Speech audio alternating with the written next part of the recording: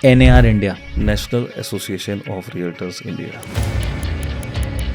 ये हर उस एक रियल्टर, हर उस ब्रोकर, कंसल्टेंट, एजेंट, एडवाइज़र, ये उसका मूवमेंट है जो रियल स्टेट का धंधा करता है। रियल स्टेट के अंदर में एक जो चीज़ है दैट इज़ अफोर्डेबल और प्रीमियम में लोग फ़र्क नहीं समझ पाते हैं। महंगा तब होता है जब आप उसे एफर्ट नहीं कर पाते। अब आप जयपुर में, आपके शहर में बात कर लें, फ्लैटों की कीमत शायद करोड़ रुपए से स्टार्ट होती होगी आज की डेट में तो हाँ, ऑफ कोर्स। बस यहीं से 300 किलोमीटर दिल्ली में करोड़ रुपए में कुछ मिलेगा? कुछ नहीं। कौन सी लग्जरी है और कौन सा प्रीमियम है, और कैसे डिफ्रेंशिएट करोगे? यहाँ आप छोटी तालाब में बड़ी मछली हो, वहाँ बड़े तालाब में छोटी मछली हो। आपकी कहानी की शुरुआत कहाँ से हुई? एक बहुत बड़ी रिच बिजनेस फैमिली है, उनके एक फैमिली मेम्बर को मैंने ना एक रेंट पे घर दिलवाया, क्योंकि उनका घर रेनोवेशन में, बंगलो रेनोवेशन पे जा रहा था। सो उसमें 17,000 रुपये की उस समय कमीशन आई थी। That was the first income. पहला प्यार, पहला व्यापार, सब जो है ना स्पेशल है। स्पेशल होता है। पॉलिटिशियंस और रियल स्टेट लॉबी, असली पावर किसके पास होती है? राजनीति से राष्ट्रनीति बनती है, और राष्ट्र तभी बनेगा जब राजनीति अच्छी होगी।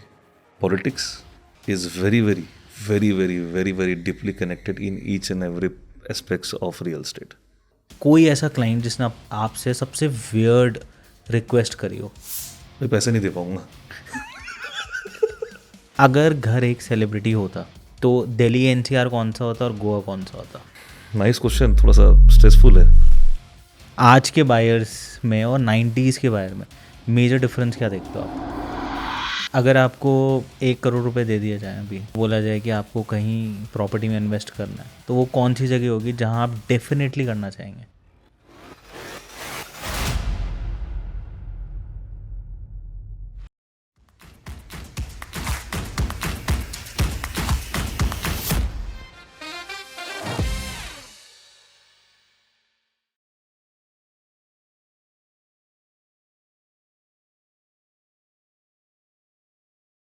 Hello guys, welcome to the new episode of the housing card show. और आज के हमारे special guest that is mister Vikas Agarwal sir. ये NAR इंडिया के सेक्रेटरी हैं एंड ये एक बहुत ही दिलचस्प इंसान है।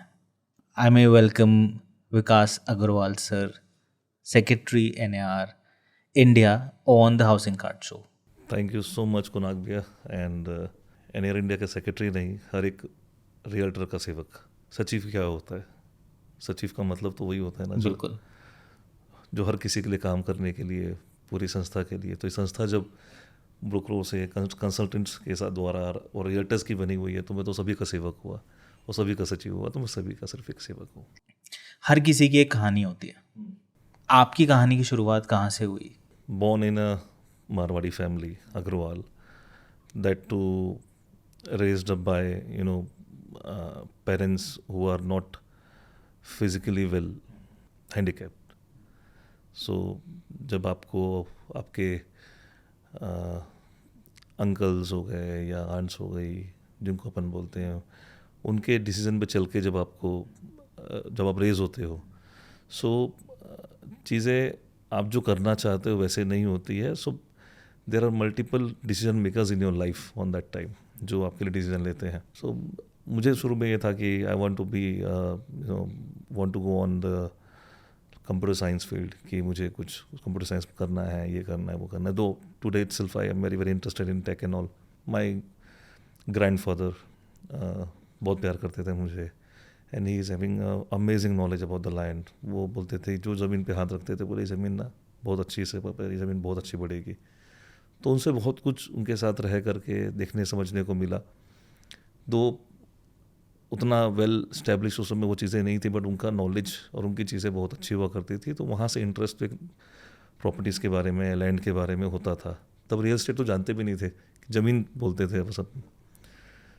तो वहाँ से स्टार्ट हुआ। Then it was by a choice, not by a chance.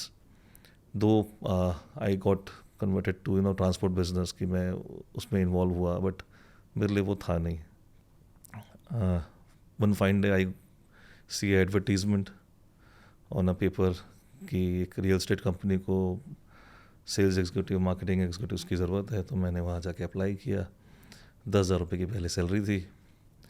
और टारगेट था इंसेंटिव 1,000 रुपये पर यूनिट के पीछे मिलना था। तो सिर्फ इतना मालूम था कि प्रॉपर्टी जानते समझते तो है, कर लेंगे कुछ ना कुछ तो कर ही लेंगे। तो वहाँ से चीज़ें स्टार्ट हुई।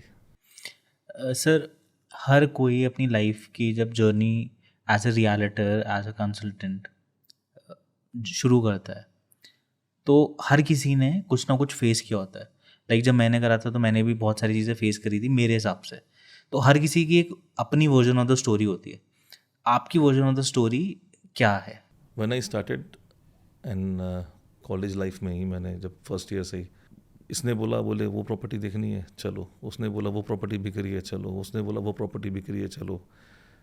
कभी किसी से 50 रुपये लिए, कभी किसी से 100 रुपये लिए पेट्रोल डलवाने के गाड़ी में, कभी किसी की गाड़ी मंगी, कभी किसी की गाड़ी मंगी, कभी किसी के साथ बैठ के जा रहे हैं, गमछा बांध के घूम रहे हैं, सौदे देख रहे हैं, 40,000 रुपये एकड़, 45,000 रुपये एकड़, ये है वो है। बहुत सस्ती हुआ करती थी लैंड उस समय की बात है। आई एम टॉकिंग अबाउट 2003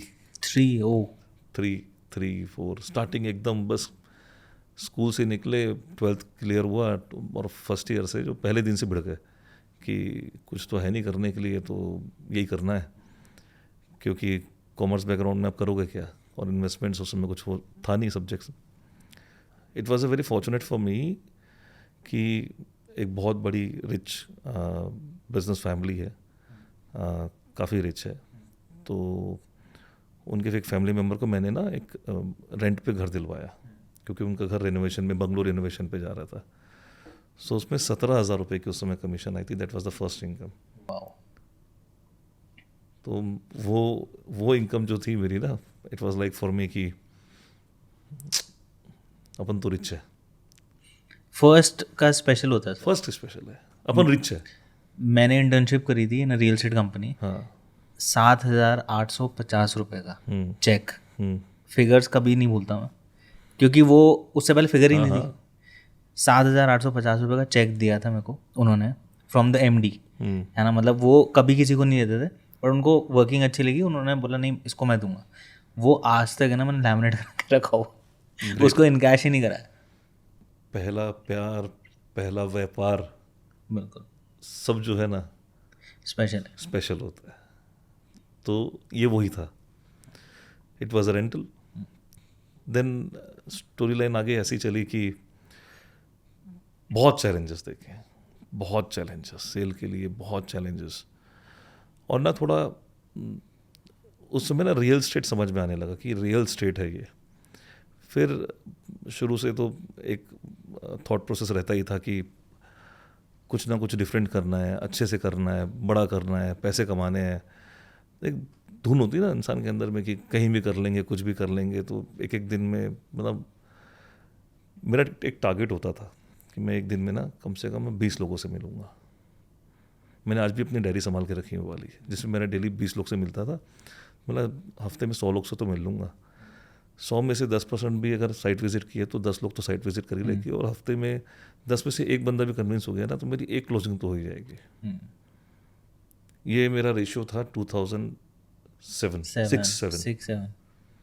में। मेरा ये रेशियो था कि मेरा ये रेशियो में तो काम अपना हो ही जाएगा। दिस इज अपने आप अपने आप। हाँ बिल्कुल सही बोल रहे हो आप। हाँ कुछ भी ऐसा नहीं यार, ऐसा ऐसा करेंगे, इस तरीके से ऐसा काम हो जाएगा। तो नया नया प्रोजेक्ट आया था, 1 यूनिट बेची। थोड़ा बहुत ही अंदर में कि 1 यूनिट में कैसे काम होगा, प्रेशर भी रहता था। तो I was just wandering and reaching out to people and meeting different people, connecting different people. फिर एक चेन नेटवर्क में जा जाके 12-13 यूनिट की सेल हुई। फिर सडनली एक ऐसा मोमेंट आया when I met a person, अरे यार 100 यूनिट लूँगा सीधे। वाह। तो क्योंकि उनका माइंडसेट था यार मैं यहाँ पर ना 100 यूनिट लूँगा, प्लॉट लूँगा, मैं मकान बना के बेचूँगा। तो मैंने 100 यूनिट, अब तो अपने को क्या लगता था कि नहीं यार बोलने की बात है, कौन लेगा 100 यूनिट, ऐसा वैसा। एफर्ट्स करी, सेम डे पे सेम टाइम पे जो 74 यूनिट है उसमें से 14 यूनिट जो है उनको दूसरों की बेची हुई रिसीव दिलवाई और 60 यूनिट्स उनको दिलवाई, तब जाके 74 यूनिट्स हुई थी। तो सिनेरियो वही है जो आपके साथ था कि दूसरों का कैंसिल करवा के उनको ऑन दे के बाहर किया और इनको चीज़ दिलवाई। बट एक फील आ गया था तब तक, अपन तो रियल एस्टेट के लिए बने हैं, ये तय हो गया। अब रियल एस्टेट के लिए बने ये तो तय हो गया, पर रियल एस्टेट में किस चीज़ के लिए बने हैं? रियल एस्टेट सेक्टर अपने आप में बहुत बड़ा है। बोलने को 2-3 सेगमेंट्स में आप कवर कर देते हो कि भाई खरीदी बिक्री करते हो कि किराए का काम करते हो, या प्राइमरी करते हो कि सेकेंडरी करते हो, या किस तरीके से करते हो, या सौदे कौन से हैं आपके पास में। लोगों को ना अभी तक ये पता नहीं है कि डिफरेंशिएशन कितने हैं रियल एस्टेट इंडस्ट्री। एग्जैक्टली। लोग जानते नहीं हैं। कोई मार्केटिंग बोलता है तो कोई सेल्स बोलता है, कोई सोर्सिंग बोलता है, कोई क्लोजिंग बोलता है, कोई लैंड बोलता है। मतलब अपने मन से अलग अलग एरिया में अलग अलग टर्मिनोलॉजी है हर चीज़ों की। कोई नेटवर्क बोलता है तो कोई रेफरल बोलता है, कोई कुछ बोलता है। ये अलग अलग अलग अलग अलग अलग मतलब भांति भांति के लोग, भांति भांति के टर्मिनोलॉजी, भांति भांति के subject, but there is nothing authentic written कि नहीं ये ऐसा है, ये ऐसा है और ये ऐसा है, ऐसा कुछ भी नहीं। तो जो आप मुझे बात बोल रहे थे कि अपनी एक डिफरेंट स्टोरी लाइन होती है, मैं इसमें तो आगे आऊँगा जो डिस्कशन कर रहा हूँ। तो स्टोरी लाइन कुछ फिर वहाँ से ऐसी चली कि क्लिक किया। बड़ी मज़े की बात है कि वो एक जॉइंट वेंचर एग्रीमेंट था 2 लोगों के बीच में, और वो जॉइंट वेंचर एग्रीमेंट टूट गया। टूट गया। अपना बीपी हाई कि 2,000 रुपये यूनिट मिलने वाला था। अब उस समय तो अपने लिए बहुत बड़ी बात 1.5 लाख रुपये तो बहुत बड़ी बात हो गई। बहुत कि बड़ी बात क्या मिल जाएगा, क्या हो जाएगा। 2,000 रुपये, 3,000 रुपये, 1,000 रुपये ऐसे यूनिट के पीछे मिलते थे। मतलब अपने तो बहुत हो जाएगा, अपना तो नुकसान हो गया, इसमें तो ये हो जाता। बहुत टेंशन। 3 महीने में वो मामला सेटल हुआ तो वो पूरी डील कंटिन्यू हुई तो उसमें जिन्होंने उसको कंटिन्यू किया, जिनके लैंड था, उनके नए नए टर्म्स थे, चीज़ें थी। उस टर्म को ले जा करके फिर उनको समझाना, उनको कन्विंस करना दोबारा। ये समझ लो कि वो सेल मैंने 2 बार करी है, वो एक बार नहीं हुई। एक बार तो सेल हो गई, वो तो ऑफ कोर्स सेकंड टाइम जब वो उन्होंने अपनी वापस से तो उन्होंने points बोला रखे मुझे होंगे देना तो ही नहीं है उनको देना यूनिट, है। कैंसिल करवा दो। तो मैंने बोला कैंसिल करवा दो। बड़ा चैलेंज, बड़ा स्ट्रेस। तब क्या हुआ कि मैं जिनके पास वो प्रोजेक्ट था ना, मैं उनके पास जॉब में कन्वर्ट हो गया था। अच्छा। हाँ, वहाँ से ड्रॉप करके। तो फिर वहाँ से जर्नी चालू हुई। चले, किए, गए, अच्छा माल बेचा, बहुत अच्छा माल बेचा। अगर मैं पर्सनली बोलूँ तो एफोर्डेबल मार्केट में बहुत काम किया, पर एफोर्डेबल मार्केट के साथ एक बहुत बड़ा चैलेंज है। एफोर्डेबल मार्केट का क्लाइंट कभी रिकरिंग नहीं होता। हर बार कुआं खोदना है नया और फिर पानी पीना है। और वहीं प्रीमियम और लग्जरी में जिसके साथ एक बार पीआर बन गया, वो आपको रेगुलर रिकरिंग बिजनेस देगा। आपका स्टैंडर्ड ऑफ लिविंग और बाकी सारी चीज़ें उनके साथ बैठ कर और इवॉल्व होती है। यहाँ आपको खुद ब खुद इवॉल्व होना है। ये एक चैलेंज है। ये बहुत बड़ी एक सच्चाई है जो लोग मानते नहीं हैं कि एफोर्डेबल मार्केट लगता बहुत इजी है कि हम कर रहे हैं, पर वो हर बार उसमें 100 में से शायद ही एक ही क्लाइंट होगा जो वापस आपके साथ इन्वेस्टमेंट करेगा। रियल स्टेट के अंदर में एक जो चीज़ है दैट इज़ अफोर्डेबल और प्रीमियम में लोग फ़र्क नहीं समझ पाते हैं। लग्जरी भी मैं इसमें ऐड करना चाहूँगा बिकॉज ये सम अप होगा पूरे क्वेश्चन का। कई बारी लोग प्रीमियम और लग्जरी को भी डिफ्रेंशिएट ढंग से नहीं करते हैं। हकीकत तो ये है कि महंगा तब होता है जब आप उसे एफर्ड नहीं कर पाते हो। तो देयर इज़ नथिंग प्रीमियम और एफोर्डेबल। हाँ, रही बात लग्जरी की, तो लग्जरी किसी एरिया में डिज़ाइन है, किसी एरिया में एरिया है, किसी एरिया में प्रोडक्ट है जो उसमें लग के मिल रहा है, तो किसी के लिए लोकेशन है। लग्जरी हर एरिया, हर डेमोग्राफिक में अलग है, एकदम अलग। बाकी फिर मैंने बताया ना कि what is expensive, what is premium, तो अगर मैं बोलूँ तो जो पहले 1 BHK में रहता था आज 2 BHK में रह रहा है, तो उसके लिए वो प्रीमियम हो गया। ठीक है कि नहीं? अब आप जयपुर में, आपके शहर में बात कर लें, फ्लैटों की कीमत शायद करोड़ रुपए से स्टार्ट होती होगी। आज की डेट में तो हाँ ऑफ कोर्स, अगर Close to ठीक ठाक भी आपको लेना है तो ऑलमोस्ट करोड़ रुपए होगा। You need a crore. हाँ, बस यहीं से 300 किलोमीटर दिल्ली में करोड़ रुपए में कुछ मिलेगा? कुछ नहीं। तो कौन सी लग्जरी है और कौन सा प्रीमियम है, और कैसे डिफ्रेंशिएट करोगे? यहाँ आप छोटी तालाब में बड़ी मछली हो, वहाँ बड़े तालाब में छोटी मछली हो। So luxury and premium defines somewhere around, जो मैंने बोला साथ ही साथ में, कि कहीं पर में डिज़ाइन है, कहीं पर में लोकेशन है, कहीं पर में उसमें लगने वाला सामान है, कहीं पर में स्पेस है, कहीं लोकेशन है। आप रायपुर छत्तीसगढ़ से आते हैं, I really want to know कि रायपुर और छत्तीसगढ़ की जो डेमोग्राफिक है, जो जियोग्राफिक लोकेशन है, वो कैसी है? मतलब लाइक किस तरीके का लैंड पार्सल है वहाँ पे? लैंड मास बहुत अवेलेबल है। हम्म, नया रायपुर बहुत ब्यूटीफुली गवर्नमेंट ने डिज़ाइन किया था, बनाया है। अब बहुत तेज़ी से प्रयास कर रहे हैं उसको बसाने का, उसमें काफ़ी अच्छा हैबिटेट लाने का। Centrally located in India, close to little bit eastern region. सारे मौसम वहाँ पर हैं। गर्मी है तो अच्छी पड़ती है, बारिश है तो अच्छी होती है, ठंड में तो अच्छी होती है। मैक्सिमम जितनी हमारी फ़्लाइट्स है, मैक्सिमम 1.5 घंटे का ट्रैवल है, कहीं भी जाना है आना है। Very very business oriented market, heavy steel industries, mining heavy है, एग्रीकल्चर हमारे यहाँ बहुत अच्छा है। एंड क्लोजली जब रायपुर विशाखापट्टनम जो एक्सप्रेस वे भी डेवलप हो जाएगा पूरा, तो पोर्ट से कनेक्टिविटी हमारी बहुत अच्छी हो जाएगी, तो वो मार्केट भी डेवलप हो जाएगा। रायपुर मार्केट भी बूम कर रहा है, पर मैंने आपको बोला ना फिर से अभी कि जब तक लोकल जो वहाँ का रिवेन्यू है वो वहीं के डेवलपमेंट में लगेगा, भले वो पैसा किसी का भी हो, आई डोंट वांट टू से इट, पैसा आपकी जगह पर ही लगता रहे, आपके शहर को बड़ा बनने से कोई नहीं रोक सकता। रायपुर जैसी सिटी के अंदर में लार्ज स्केल प्रोजेक्ट्स किस तरीके के हैं अभी वहाँ पे? अगर हम प्रोजेक्ट वाइज बात करें तो शहर डिफाइन नहीं करता प्रोजेक्ट का साइज़, एक बंदा डिसाइड करता है प्रोजेक्ट का साइज़, एक कंपनी डिसाइड करती है। रायपुर एक ऐसा मार्केट है जहाँ पर 400 एकड़ का भी प्रोजेक्ट है, टाउनशिप 400 डेवलप्ड, एकड़ क्लोज टू 400 एकर्स, वाह, that is huge. Very huge.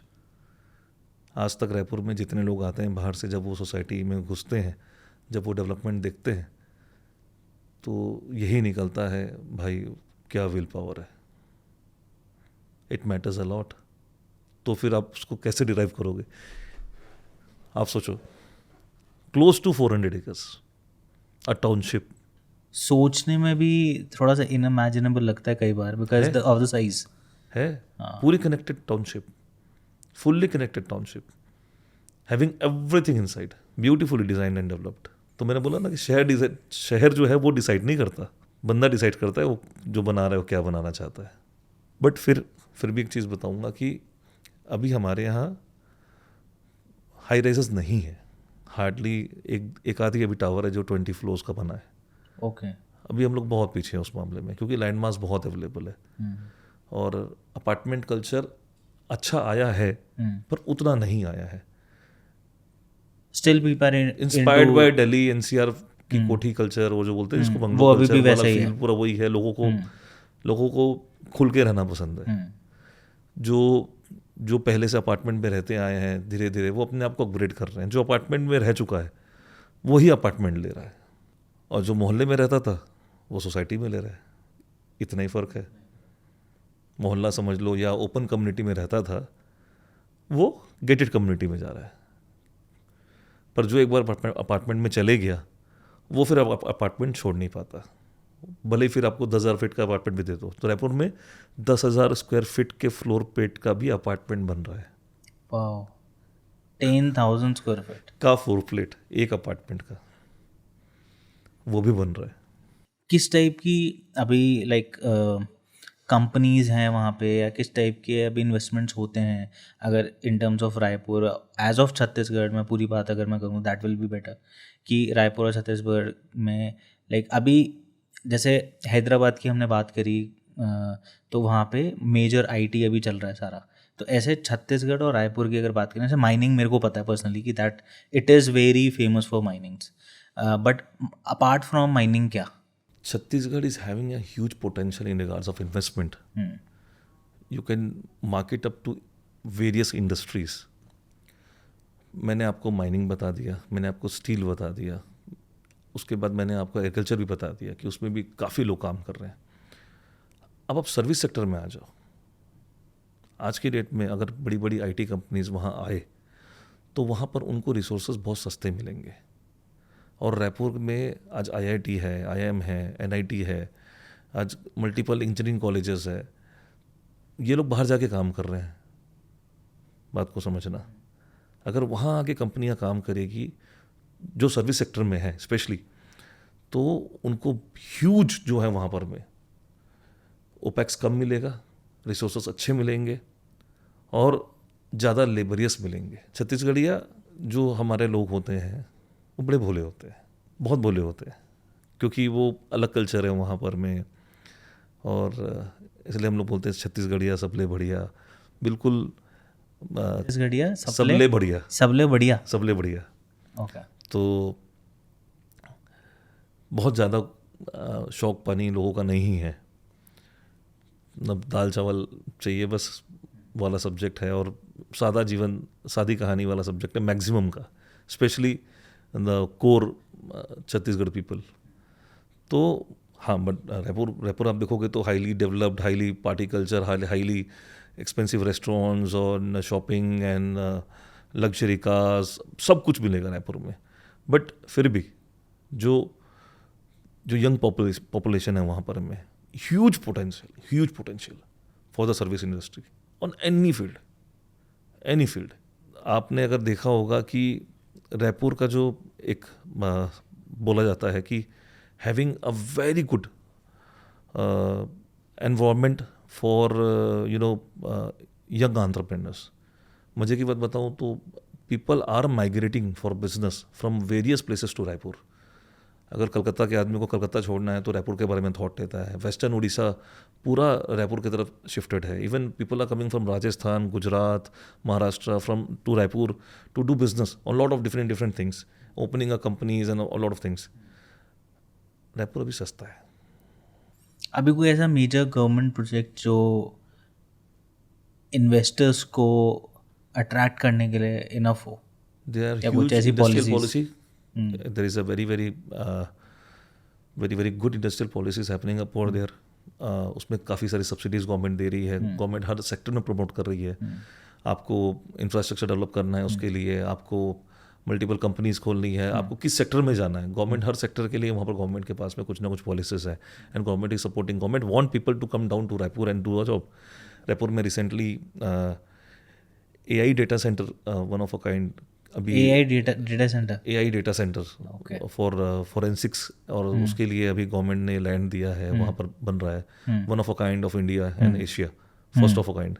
तो ये सारी चीज़ें हो रही है। Government also want multinational companies come down to Raipur की वहाँ पर मैं आकर के देखिए। मैं फिर बोलता हूँ आपको एक चीज़, शहर बहुत बड़ा नहीं है, इंफ्रास्ट्रक्चर बहुत बढ़िया बना हुआ है, कनेक्टिविटी बहुत अच्छी है मल्टीपल सिटीज़ के साथ में, और ईज़ ऑफ बिजनेस है, गवर्नमेंट सपोर्ट करती है।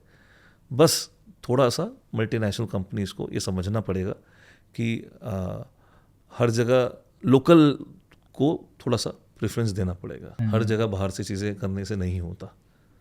लोकल्स को आप वहाँ पर साथ दोगे, प्रमोट करोगे, उनको एजुकेट करोगे, उनको एम्पावर करोगे, तो डेफिनेटली सक्सेस मिलेगी। Hope for the best sir. Definitely. जिस तरीके से हैदराबाद और बेंगलुरु के बीच में रायपुर कहीं ना कहीं पड़ रहा है, और बीच में नहीं है, Bangalore again a great city, but late for development, infra development, very late for infra development.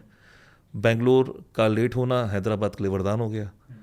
Hyderabad समझ गया, उसने अपना इंफ्रास्ट्रक्चर, नेटवर्क, रोड नेटवर्क सब डेवलप कर लिया और हैदराबाद को उसका बेनिफिट मिला। आज की डेट में जितने बड़े बड़े कॉरपोरेट्स हैं वो वहीं पर जा रहे हैं। बेंगलोर है, Bangalore is still India silicon valley और वहाँ आईटी रहेगा क्योंकि वो एक वहाँ पर में इकोसिस्टम बन चुका है। बट जो जिस लेवल पे हैदराबाद जा रहा है वो सीरियसली ट्रिमेंडस एंड रिमार्केबल। और अब हैदराबाद के साथ साथ अहमदाबाद जा रहा है। बिल्कुल। अहमदाबाद जो एक समय लगता था कि पुणे बहुत तेज़ी से ग्रो कर रहा है, पुणे वो स्लो हो गया। पुणे में वो चीज़ अब वैसी नहीं रही जो अहमदाबाद में आ गई। तो कहीं ना कहीं मैंने थोड़ी देर पहले आपको बोला ना कि will power of the authorities, वो जो चाहेंगे वो हो जाएगा। Biggest example is the GIFT city, biggest example is the just ही बोलने वाला था अभी आपसे। बस कुछ नहीं। yes. आप देखो ना, the kind of planning that government has done for the gift city, और जिस तरीके से बातें निकल के आ रही हैं, जिस तरीके से हम चीज़ें सुन रहे हैं, देख रहे हैं, अभी तो काफ़ी सारी चीज़ें नहीं पता हैं, बट जो जितनी पता है आई थिंक अगर ये चीज़ इम्प्लीमेंट होती है, सो आज हम सब लोग कहीं ना कहीं बात करते हैं दुबई की, आज हम बात करते हैं कोई और लाइक सिंगापुर, मलेशिया में ऐसा है, वहाँ पे ऐसा है। हमारे देश के अंदर में सब कुछ है। We have people who can work, we have people जो सिर्फ आपके एक इशारे पे वो हकीकत बना सकते हैं। वी हैव पीपल जो कि इतना जज्बा रखते हैं कि उनको आपसे कुछ नहीं चाहिए, उनको सिर्फ इतना चाहिए कि आप उनको सपोर्ट कर दो, आप उनकी जो एक बेसिक अंडरस्टैंडिंग है उसको समझते हुए चीज़ें कुछ इम्प्लीमेंट करवा दो कि जिससे वो सॉर्ट हो जाए। आज कोई भी इंसान मेहनत करता है तो उसका ऐसा लगता है कि मेरी मेहनत वेस्ट ना जाए। आज एक इंसान जो किसी भी इंडस्ट्री में, चाहे वो लाइजनर है, चाहे वो कुछ भी है, वो ये चाहता है कि पॉलिसीज़ अगर बहुत इको फ्रेंडली हो जाए तो गवर्नमेंट का जो काम है वो इतना इजी हो जाएगा कि उनको सिर्फ बेसिकली मॉनिटरिंग का पार्ट रह जाएगा कि आपको सिर्फ मॉनिटर करना है। आपके पास में चीज़ें, यू हैव योर टीम, आप मॉनिटर करो कि सब कुछ सही चल रहा है ना। Rest make it a process, make it a system, चाहे वो सॉफ्टवेयर के थ्रू हो, चाहे वो एक तो यू वांट टू आस्क कि पॉलिसी इको फ्रेंडली हो जाए कि पॉलिसी मेकिंग का इकोसिस्टम फ्रेंडली हो जाए? दोनों सर। तो पॉलिसी चेंज जो है ना, पहले तो हमको हमारे अंदर लाना पड़ेगा। गाड़ी से बाहर जो है ना कचरा फेंकना बंद करना पड़ेगा, ठीक है? और पान गुटखा बीड़ी जगह जगह जो हम जहर फैला रहे हैं लोग, वो बंद करना पड़ेगा, ठीक? If we want a change, if we want a difference, so the first difference there should be in our self. पहले तो गवर्नमेंट से पूछने से पहले तो खुद को पूछना चाहिए कि क्या मैं सही कर रहा हूँ। फिर आप बोलोगे यार कचरे का वो नहीं मिला मुझे, तो गाड़ी में एक थैला रख लो, घर ले जाके वहाँ डाल लो। घर में लेने आता है ना कचरे वाला सुबह, तो पहला डिफरेंस तो वहीं से चालू होगा। हाँ, वहीं आप खुद दुबई जाओगे, खुद सिंगापुर जाओगे और कहीं जाओगे तो वहाँ तो नहीं करते ऐसा आप। तो ऐसा क्या है कि वहाँ नहीं करते, यहीं करते हो? घर की मुर्गी दाल बराबर है ना। अपना घर है तो कुछ भी करेंगे, दूसरे घर में जाएंगे तो ज़्यादा एटिकेट्स आ जाते हैं हमारे अंदर में। हमको लाड साहब बाबू बन के दिखाना होता है खुद को कि हम सोफिस्टिकेटेड है, हम एजुकेटेड है। और घर में तो क्या, जैसे पहनना है वैसे पहनो, जैसा रहना है वैसे रहो, जैसे घूमना है वैसे घूमो। This is a fact, this is a fact, this is a brutal fact, this is 100% fact. तो पहले तो खुद के अंदर चेंज आना चाहिए। जो आपने चीज़ बोली है ये कहीं ना कहीं सब लोगों को पता है बट करते नहीं है या करना नहीं चाहते हैं, उसको कुछ भी ले लो। तो इट इज समथिंग लाइक, आपको पता है ज़्यादा मीठा खाने से आपको शुगर हो जाएगी, आपको पता है सुबह नहीं उठने से आपकी रूटीन ख़राब हो जाएगी, आपको पता है कि देर सोने से क्या होता है, आपको पता है कि ज़्यादा आपको सोशल लाइफ में इन्वॉल्व होगे तो क्या होगा, ड्रिंक करने से क्या होगा, सब आपको पता है ना।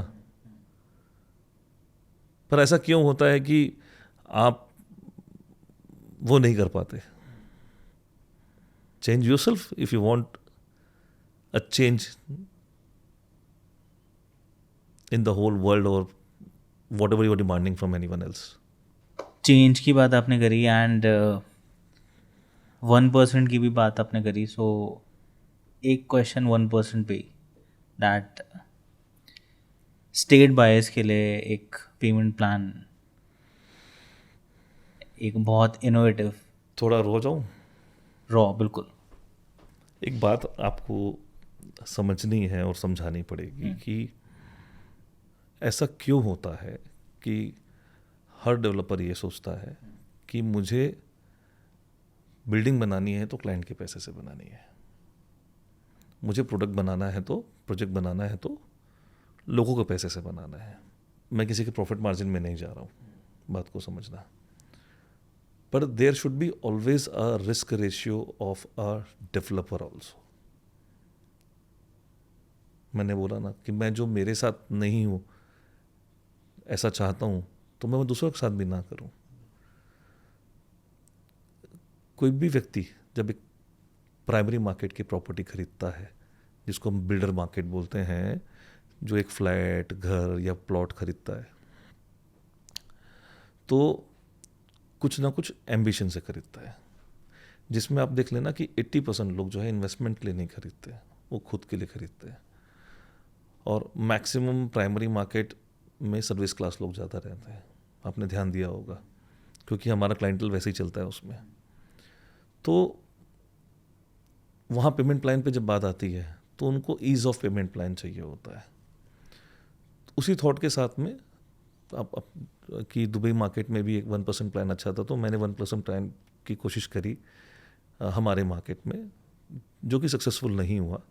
बिकॉज 1% पेमेंट प्लान के साथ में चैलेंजेस कुछ ये भी थे कि we are not that prompt, people are to pay off very very regular basis, on a very very regular basis. But वहीं पर वो बैंक की EMI होगी तो पे कर देंगे. ये फैक्ट है. जबकि आप एवरेज देखोगे तो अगर आपने कोई लोन लिया हुआ है और आपकी उसकी इंस्टॉलमेंट है तो वो 1% के आसपास ही आती है आपके लिए हुए लोन का.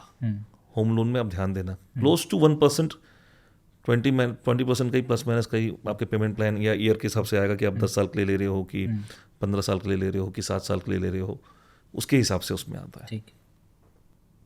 तो मैं वापस आऊँ एक जगह पर कि बिल्डर हमेशा ये क्यों सोचता है कि मुझे क्लाइंट के पैसे से ही करना है या मैं बैंक से डिसबर्समेंट लेकर के बनाऊँ और करूँ. टेक्निकली बिल्डर चाहे तो बैंक से लोन लेकर के भी तो बिल्डिंग बना सकता है कि नहीं बना सकता, उसको तो मिल सकती है, वो प्रोजेक्ट कंप्लीट कर सकता है. हाँ, बिल्डिंग में मिल सकता है, पर हो सकता है प्लॉटेड में उसको लोन ना मिले डेवलपर को, तो वहाँ पर वो लेके बनाए, उसमें पेमेंट प्लान रखें. अब यहाँ क्या हुआ कि जब 1% प्लान में जो चैलेंजेस आया, वो सबसे बड़ा चैलेंज ये था कि प्रॉम्प्ट बायर का पेमेंट ना करना, पहला. दूसरा, उनको ये लगना कि आप बोले मेरे से ना आप सर 3-3, 6-6 महीने में ले लो, पर ना मैं हर महीने लोगे तो मैं दे नहीं पाऊँगा अभी, क्योंकि मेरे और भी कुछ चैलेंजेस चल रहे हैं. और कई लोगों को वो समझ में नहीं आ पाया, ड्यू टू हो सकता है कि लैक ऑफ नॉलेज अंडरस्टैंडिंग, मैं ये, और शायद ये भी हो सकता है कि हम समझा नहीं पाए लोगों को. हम क्या कर रहे थे पता है आपको? मात्र 45%, 46% पैसा ले रहे थे टिल पोजीशन, और 50-55% पैसा जो है बिल्डर का लगा हुआ उस पर प्रॉपर्टी पे. कंस्ट्रक्शन में कितना पैसा लग जाएगा? आपके मार्केट में कंस्ट्रक्शन कॉस्ट क्या है, आप बताओ.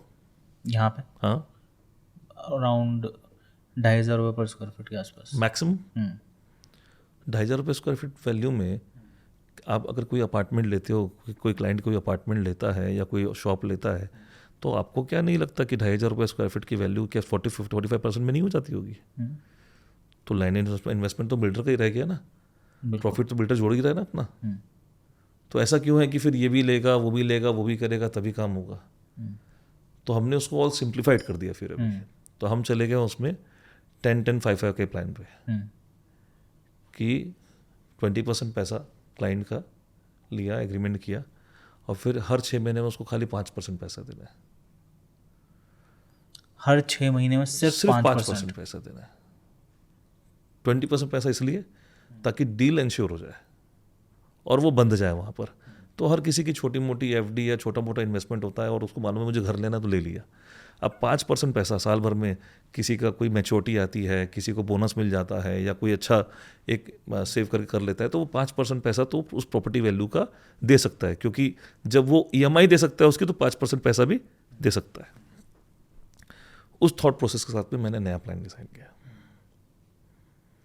25-5-5 और क्लोजली हर प्रोजेक्ट जो है 3 साल का एक डिज़ाइन होता है। ठीक है, 3 साल में कितना पैसा लिया उससे मैंने? 45%। बाकी पैसा at the time of position. Position कितने टाइम में? क्लोज टू वही 33 मंथ्स, 36 मंथ्स, 39 मंथ्स और 42 मैक्सिमम। बिल्डर भी अटका हुआ है, टाइमली डिलीवरी देगा, नहीं तो पैसा नहीं मिलेगा। सही बोल रहा हूँ गलत बोल रहा हूँ? सही बोल रहा हूँ। और पैसा लगेगा प्रोजेक्ट में, पैसा लगेगा पूरा प्रोजेक्ट पे। ये सबसे मेन पॉइंट यही है। ठीक, क्लाइंट भी सेफ। Client safe. ठीक, तो this is the new payment plan. Client बन गया, 20% दिया तो क्लाइंट वहाँ पर में स्टक है, वो कहीं नहीं जाएगा। उसको भी आपने ईज भी तो कर दिया ना उसको। तो मैंने बोला ना आप 20% पैसा दे दो बस। 1% वाला जो प्लान था, हाँ, वो आप ऑलमोस्ट हर महीने 1% ले रहे हो। ले रहे थे। अब इसको अगर कोई थोड़ा सा सोचे तो आप 1% से भी कम ले रहे हो। 6 महीने में 5% ही तो ले रहे हो। 5% ले रहा हूँ। तो वो तो पहले मैं 1% से भी 10% कम हो लेता था गया। एडवांस हाँ। और 1% लेता था हर महीने। अभी 20% ले लिया, फिर मैंने बोला भैया 5% दो, कुछ नहीं है। अब 5% वो खुद के पॉकेट से भी दे सकता है, समझना। तो जब वो रजिस्ट्री कराएगा तब वो लोन कम लेगा। आप उस वाली इकोनॉमिक्स को समझो कि अल्टीमेटली आप जब लोन लेते हो तो आपका बहुत बड़ा पैसा जो चले जाता है इंटरेस्ट पे चले जाता है। 100%। आपको पेमेंट प्लान नहीं मिलने से चैलेंजेस आते हैं।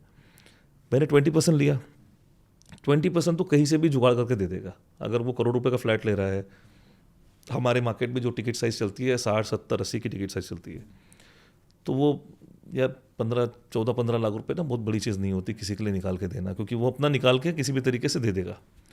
5% वैल्यू कितनी हुई? 3, 3.5, 4, 5 लाख रुपए हुआ हर 6 महीने में। बात को समझना। तो उसका जो आगे का जो बड़ा वैल्यू है जिस पे वो लोन लेगा, वो अभी भी लोन लेके दे सकता है 5%, पर अभी देगा तो उसको इंटरेस्ट लगेगा, फिर उस इंटरेस्ट पे इंटरेस्ट लगेगा, फिर उस इंटरेस्ट पे इंटरेस्ट लगेगा, तो उसकी वैल्यू बढ़ जाएगी। मेरा शुरू से एक थॉट रहा है कि रियल स्टेट में प्राइमरी मार्केट भी आपको रिटर्न दे। वो रिटर्न आपको कब नहीं देता? जब आप शुरू से उसमें लोन के उसमें पड़ जाते हो। रेसिडेंशियल मार्केट में रेंटल रिटर्न नहीं मिलता भाई।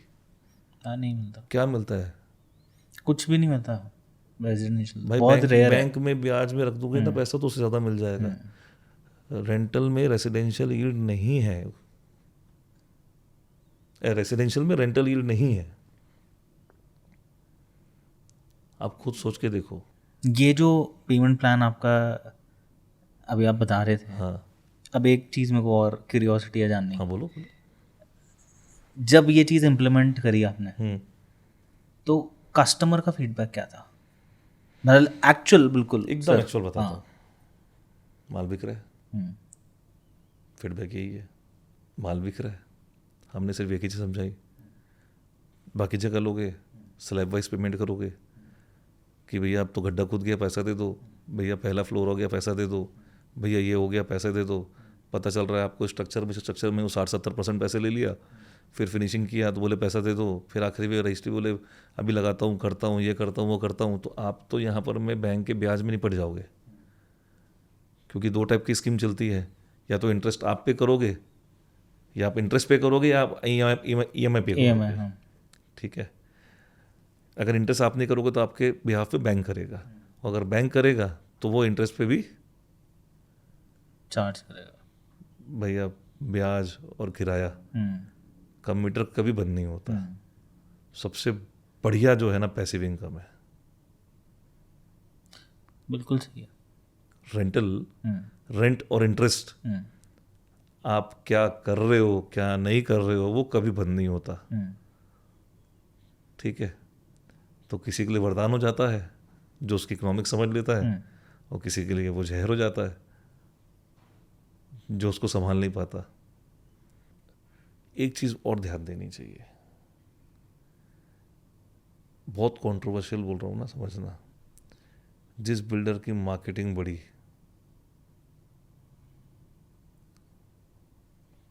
टेंशन है। प्रोडक्ट बोलना चाहिए ना आपका मार्केटिंग से ज़्यादा।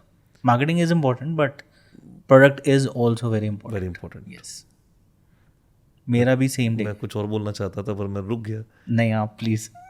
अगर आप जितना जल्दी किसी प्रोजेक्ट में इन्वॉल्व होते हो और प्रॉपर्टी बाय करते हो, उतना अच्छा आपको जल्दी रिटर्न और अच्छी डील मिलती है। आप जितना लेट करते हो आप उसका प्रीमियम पे करते हो। बिल्डर कभी नहीं चाहता कि मैं बहुत ज़्यादा खर्चा करूं मार्केटिंग करने में, क्योंकि वो मार्केटिंग कॉस्ट भी कहीं ना कहीं आप ही से लेगा। ट्रू। इसको समझने की ज़रूरत है। इसलिए अगर बहुत मार्केटिंग कर रहा है तो हर कॉस्ट ऐड हो रहा है, लॉस में धंधा कोई नहीं करेगा। जितना जल्दी आप इन्वॉल्व हो जाओगे और जितनी जल्दी आप प्रॉपर्टी बाय कर लोगे उतना आपका बेनिफिट है। सो गाइस, जितने लोग इस पॉडकास्ट को देख रहे हैं और घर खरीदने का प्लान कर रहे हैं, सो आई थिंक आपको एक तो चीज़ समझ में आ गई होगी कि अगर आपने कोई प्रॉपर्टी शॉर्टलिस्ट कर रखी है, कोई प्रॉपर्टी आपके आपके चाहने वालों को पसंद है, वो देख रहे हैं, सो उस प्रॉपर्टी को जितना जल्दी, जैसे सर बता रहे हैं कि अगर आप इनिशियल लेवल पे उस प्रॉपर्टी को फाइनलाइज करते हो, of course after doing all the due diligence, और आपकी जितनी रिक्वायरमेंट्स है उसको देखते हुए, यहाँ पे मैं ये भी ऐड अप करना चाहूँगा that it should be a RERA registered project. और अगर आप ये सारी चीज़ें देखते हो और आपके हिसाब से वो फिट इन होती है, तो you should go for it.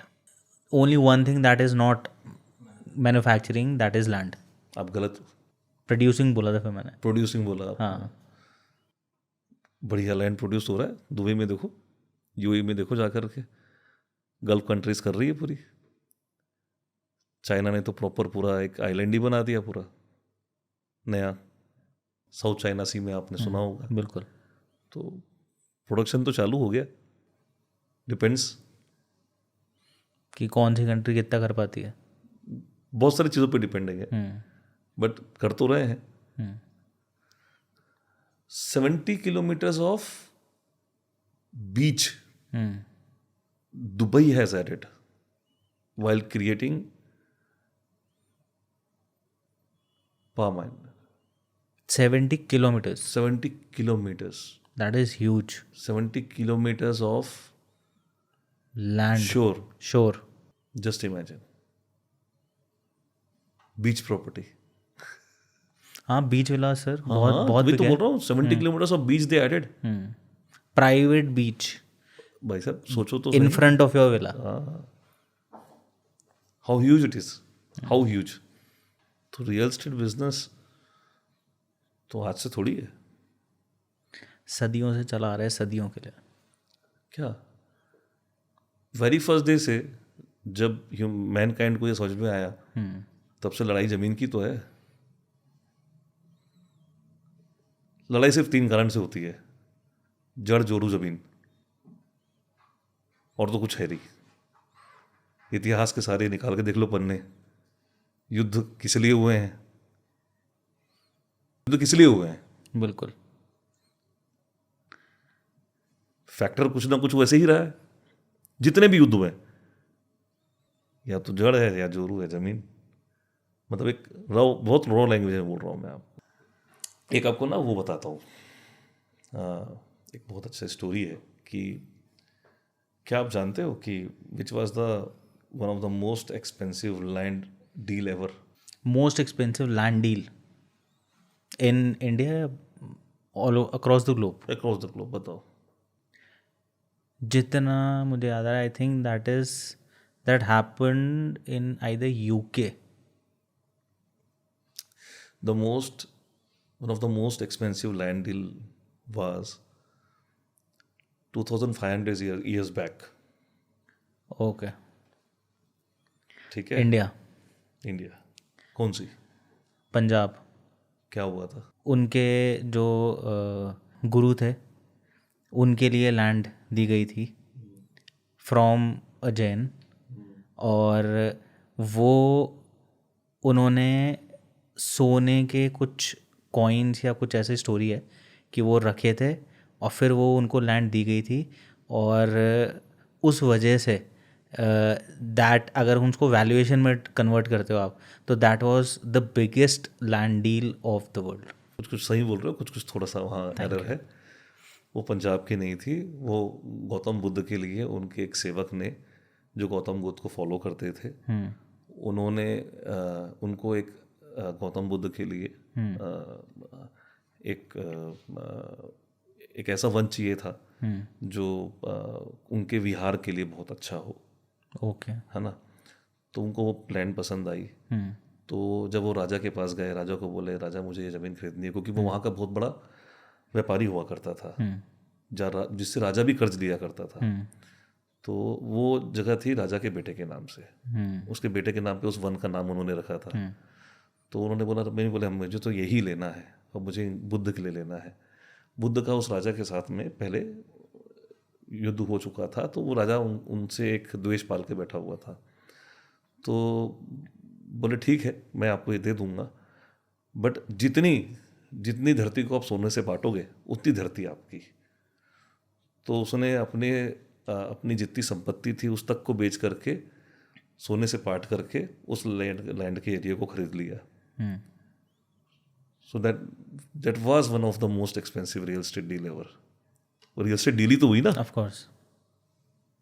सही बोल. टर्मिनोलॉजी में रियल एस्टेट डील है, बट रियल एस्टेट डील है. काफ़ी सारे लोगों के आस्थे का भी विषय है, बट ठीक है. बट So हम deal is a deal. Deal is a deal, of course. Deal is a deal. Yes. Transaction value था ना. यस था. पहले तो सोने की अशरफिया जो चलती थी, बिल्कुल यही चलती सोने के थी. सिक्के तो चलते थे पहले. और क्या था? बिल्कुल. Deal is a deal. कौशल के राजा हुआ करते थे उस समय के, नाम मुझे अभी ध्यान नहीं है. तो उन्होंने वो ऐसा डिमांड किया था, और फिर उसके बाद में जो हुआ वो तो सब हिस्ट्री में लिखा होगा, but this was one of the recorded thing. NAR India. NAR India क्या है, किस तरीके से NAR इंडिया फंक्शन करता है, क्या रूल्स हैं NAR इंडिया के, एक बेसिक लैंग्वेज में, जिससे जो लोगों को नहीं पता NAR इंडिया के बारे में उनको समझ में आए कि what is this association all about. NAR India दो तरीके से है. National association of realtors India. Technically it's a movement.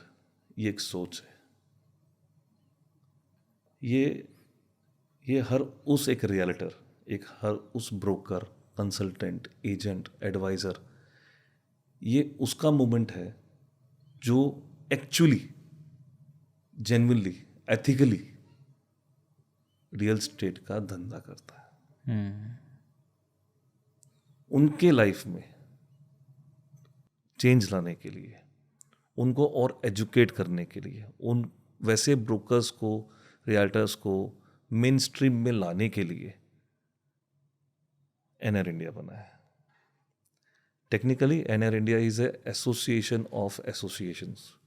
Multiple शहरों में मल्टीपल छोटे छोटे ब्रोकर्स ऑर्गेनाइजेशन, हमारे रियल्टर्स ऑर्गेनाइजेशंस है, जो यहाँ पर आकर के अपनी मदर बॉडी से जुड़ करके NAR इंडिया को एक नेशनल एसोसिएशन बनाते हैं. और national association of realtors India technically associated है NAR USA से, ग्लोबल से. तो वहाँ से पूरे वर्ल्ड में NAR जो है, नेशनल एसोसिएशन ऑफ रियल्टर्स, वो US में यूज़ होता है. और उसके बाद में इंडिया में ही इंडिया को वैसा नाम मिला हुआ है. अगर आपके नॉलेज के लिए बता दूं कि NAR US में क्लोज टू 2 मिलियन मेंबर्स है. 2 million members. Close to. Wow. तो आप ये सोचो कि कितना हाईली एजुकेटेड और मैच्योर मार्केट होगा यूएस का। आपको ये भी बता दूं कि यूएस के मार्केट में without a broker, without a realtor, वहाँ पर बिजनेस नहीं होता, ट्रांजैक्शन नहीं होते। आपके ट्रांजैक्शन में एडवाइज़र का, एजेंट का, कंसल्टेंट का, ब्रोकर का, रियल्टर का होना ज़रूरी है। That is a very good thing, definitely.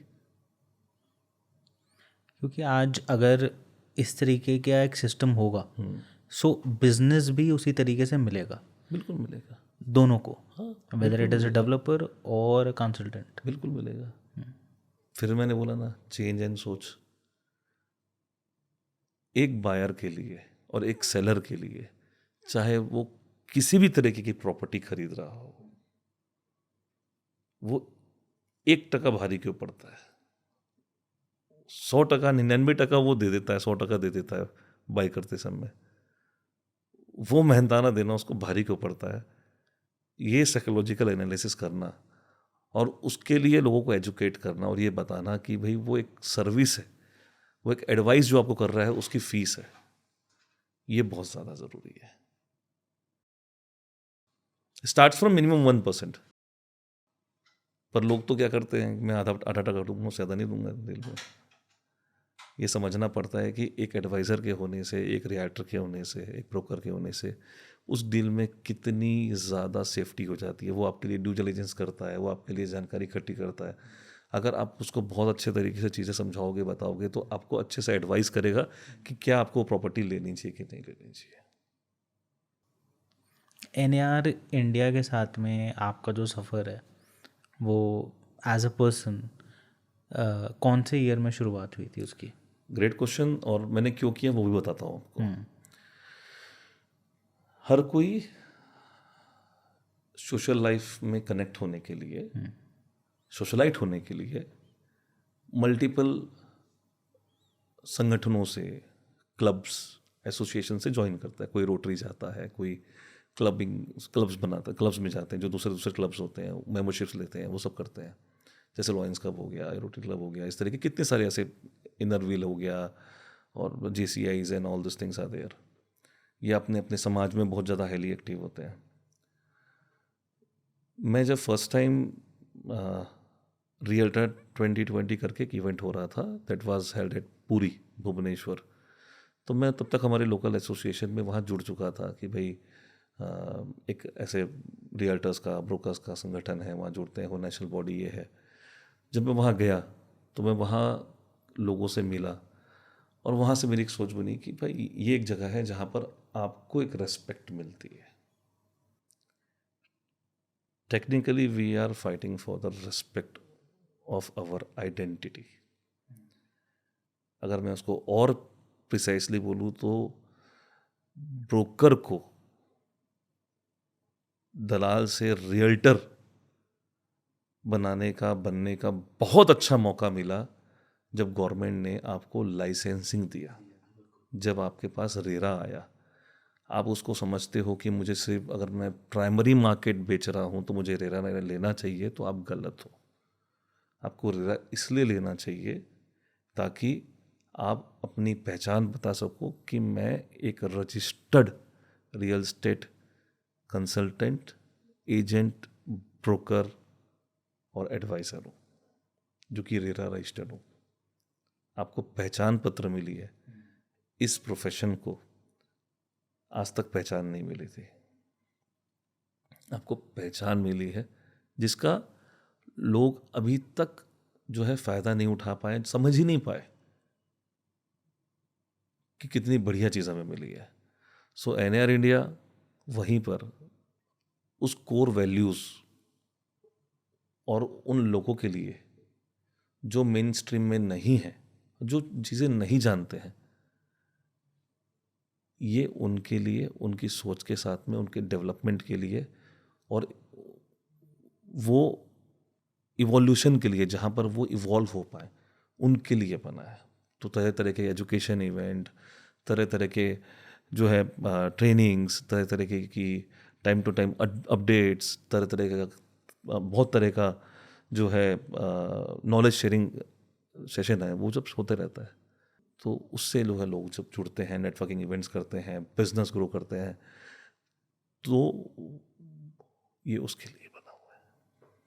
तो क्या सर ये कहना सही होगा दैट एनएआर जो है वो एक ब्रिज का काम कर सकता है एक ब्रोकर और डेवलपर के बीच में? सर, एक ब्रोकर और डेवलपर के बीच में ब्रिज का काम एनएआर India is a apex body for the realtors, brokers and agent of India, and NAR is for the global. Technically दोनों को तो नहीं बोलूँगा, पर majorly how to do ethical business practices, ये एनआर इंडिया से आप बहुत अच्छे तरीके से सीख सकते हो, क्योंकि यहाँ जितने लोग जुड़े हुए हैं वो कहीं ना कहीं आप जब उनसे मिलते हो, बात करते हो, जो यहाँ पर भी हमारे जो सेमिनार सेशंस होते हैं वहाँ पर चीज़ें बताई समझाई जाती है। और एक बिल्डर को क्या चाहिए कि आप उसके साथ में अच्छे तरीके से व्यापार करो, व्यवहारिक तरीके से करो और ऑथेंटिक तरीके से करो और ट्रांसपेरेंसी के साथ करो। पर हम भी as a broker, agent, realtor, developer से वही चाहते हैं। तो हम अपना रोल प्ले कर रहे हैं और वहीं पर में जो डेवलपर्स ऑर्गेनाइजेशन एसोसिएशंस है शायद वो भी वही करती होगी। डेवलपर ऑर्गेनाइजेशंस की जब बात होती है तो like there are lot of organizations like CREDAI है, यू हैव CII है, इंडस्ट्रियल ऑर्गेनाइजेशंस है। बट अगर रियल स्टेट ऑर्गेनाइजेशंस की बात करें तो जब क्रेडाई जैसी ऑर्गेनाइजेशन की बात होती है तो और NAR की जब हम बात करते हैं, सो किस तरीके से देखते हो आप NAR को एक बड़े रोल के अंदर में और मे बी रिकग्निशन के साथ में? एक सिक्के के दो पहलू है, एक बिल्डर और ब्रोकर। डेवलपर को समझना चाहिए कि a broker, a agent, a realtor is his brand ambassador. एक फ्री ऑफ कॉस्ट की सबसे बढ़िया मार्केटिंग पब्लिसिटी टीम होती है ब्रोकर्स की। जितना बढ़िया बिल्डर रियल्टर के साथ में रहेगा, उनको जितना ज़्यादा सपोर्ट करेगा, जितना ज़्यादा उनको एम्पावर करने की कोशिश करेगा, उतनी अच्छी सेल्स उसकी होगी, उतना कम पैसा उसका मार्केटिंग के एक्सपेंसेस होंगे, उतना कम उसको अपने यहाँ डायरेक्ट सेल्स की एम्प्लॉय की टीम मैनेज करनी पड़ेगी, उतना कम उसका ओपेक्स लगेगा, फिक्स ओपेक्स। आप तो रियल्टर को पैसा कब दोगे? जब वो धंधा करेगा बिल्कुल। पर तनख्वाह कब दोगे? हर महीना। तो मीटर तो घर का चालू हो जाएगा। तो बहुत बढ़िया तरीके से डेवलपर्स जो है वो उन चीज़ों को कर सकते हैं। अब यही बात आती है कि how different are we as a couple of trade bodies, as a developer organization, and we are as a realtors organization. We are continuously focusing again to empower each and every realtor. बात को समझना, each and every realtor by knowledge, learning, ethics, values, बहुत तरीके से। वहीं पर उनको भी वो चीज़ समझना पड़ेगा और उनको भी वहाँ पर इक्वली वैसा सपोर्ट और सिस्टम और अगेन एनवायरनमेंट देना पड़ेगा जहाँ पर में एक रियल्टर, एक ब्रोकर, एक एजेंट, एक कंसल्टेंट, एक एडवाइज़र सेफ फील कर सके कि मैं यहाँ धंधा करूँगा तो मैं अच्छे से करूँगा, मुझे पैसे अच्छे मिलेंगे, सेफ रहूँगा, मेरा जो इन्वेस्टमेंट या मेरा जो क्लाइंट जिसको मैं प्रॉपर्टी बाय करवा रहा हूँ वो भी यहाँ पर सेफ होगा। सो डेवलपर्स ऑर्गेनाइजेशन अपने तरीके से अपने डेवलपर्स के लिए बाकी सारी चीज़ें कर रहे हैं, उनके लिए time to time for the quality और वो सब चीज़ों के लिए वो लोग training and sessions and seminars करते रहते हैं। हम भी अपना कर रहे हैं और हम भी उस तरीके से एजुकेट कर रहे हैं। NR India is a movement again. NR India is a movement. Next 10 years में, सॉरी मैं इंटरप्ट कर रहा हूँ, बट हाँ next 10 or 15 years down the line from now how do you see NAR India growing? दिल से इच्छा है कि हमारी पॉपुलेशन ज़्यादा है तो 2 मिलियन से ऊपर तो हमें चले जाना चाहिए. क्या बात है. We have the most youth population today in the world. और रियल स्टेट एक ऐसी फील्ड है, specially the realtor and the business, अगर आप बाय चॉइस आते हो और बहुत अच्छे से करते हो और एथिकली करते हो, तो यहाँ आपको बड़ा बनने से कोई नहीं रोक सकता. बस इतना ही है कि आपको माल बेचना आना चाहिए, पर माल वही बेचो जो आप खुद के लिए खरीद सको. ये बहुत बड़ी बात बोली आपने, बिकॉज़ ये काफ़ी सारे लोग समझ नहीं पाते. वो पॉइंट्स बता देते हैं, वो आपको चीज़ें बता देते हैं, बट एक बेसिक टर्मिनोलॉजी जो ये कहती है कि माल, जैसा अभी आपने बोला, वही आप खरीद सकते हो जो कि वही आप बेचो, वही आप बेचोगे जो आप खुद खरीद के लिए- सकते हो, खुद के लिए खुद के लिए खरीद सकते हो. सॉरी. सो अगर आप कोई भी चीज़ या कोई भी flat, apartment, plot, anything, may be like this अरे माइक एक और फीट का टुकड़ा भी, एक इंच का टुकड़ा भी अगर जमीन वो का, आपको नहीं लगता कि हाँ ये मैं खरीद सकता हूँ, this is good for me, so कोई सेंस नहीं. आप खुद को बेच लोगे तो दूसरों को बेच पाओगे. अगर आप खुद को नहीं बेच पाओगे तो दूसरों को नहीं बेच सकते. कितना भी आप कर लो, आप एक बार कर लोगे, 2 बार कर लोगे, 3 बार कर लोगे, पर कहीं ना कहीं तो जवाब देना है. इधर नहीं देना है तो ऊपर तो देना ही है. NAR इंडिया के फ्यूचर के बारे में जब अभी हम लोग ने बात करी, नेक्स्ट 10-15 ईयर्स, अब मैं बात करना चाहूँगा NAR इंडिया के बिजनेस मॉडल को लेके. Like the people, the realtors, those who are associated with this association, how do they do business.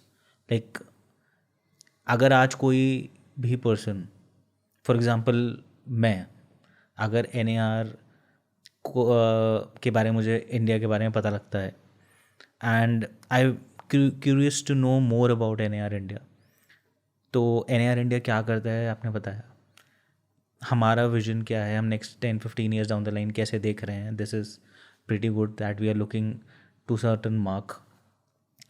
But मेरा कंसर्न ये है कि मैं अगर ज्वाइन करता हूँ तो धंधा कैसे बना सकता हूँ मैं NAR इंडिया को ज्वाइन करके, बिजनेस कैसे मैं मेरा, या ओवरऑल ग्रोथ कैसे हो सकती है. अगेन प्यास खुद को लगे तो वहाँ तो खुद ही खोदना पड़ेगा. But NAR India is net worth, not network. NAR India is a big net worth. अब इस नेटवर्क से आप अपना नेटवर्क कैसे डेवलप करोगे. मैं नेटवर्क से नेटवर्थ भी नहीं किया, मैं नेटवर्थ से नेटवर्क पे जा रहा हूँ. बहुत नेटवर्थ है यहाँ पर. आप उससे अपना नेटवर्क कैसे बिल्ड करोगे, धंधा कैसे बिल्ड करोगे, ये आप पे डिपेंड करता है. सिर्फ इतना ही है. बिजनेस कोई करवा के नहीं देता, धंधा करना पड़ता है.